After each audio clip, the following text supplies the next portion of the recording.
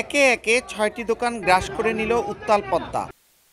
মঙ্গলবার রাতে হঠাৎই মুন্সিগঞ্জের দিঘিরপাড় বাজারে দেখা দেয় নদী ভাঙন। তীব্রতা এতটাই ছিল, শেষ সম্বলটুকু রক্ষা করতে পারেননি ব্যবসায়ীরা। পুরো দোকানঘর তলিয়ে যায় নদীগর্ভে। ভেসে গেছে নদী রক্ষা বাঁধ প্রকল্পের ব্লক ও জিওব্যাগও। এমন পরিস্থিতিতে সোয়া ৫০০ কোটি টাকার চলমান প্রকল্পের কাজ নিয়ে ক্ষোভ প্রকাশ করেন এলাকাবাসী। পাশাপাশি পদ্মায় বালু উত্তোলন বন্ধে প্রশাসনের হস্তক্ষেপ চান তারা। স্থায়ী বাঁধের জন্য যিনি টেন্ডার নিছেন উনি কাজের অবহেলার কারণে দীর্ঘদিন এই কাজটি হচ্ছে না। বালু উত্তোলনকারী নদীর থেকে দিঘিরপাড় এই ভূমিদস্যুর কারণে আজকে দিঘিরপাড় বাজারের এই দুর্গতি।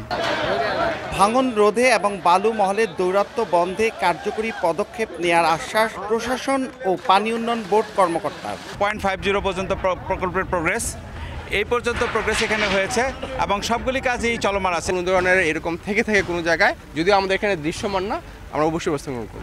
বর্তমানে দিঘিরপাড় বাজারে হুমকির মুখে রয়েছে শতাধিক দোকানপাট।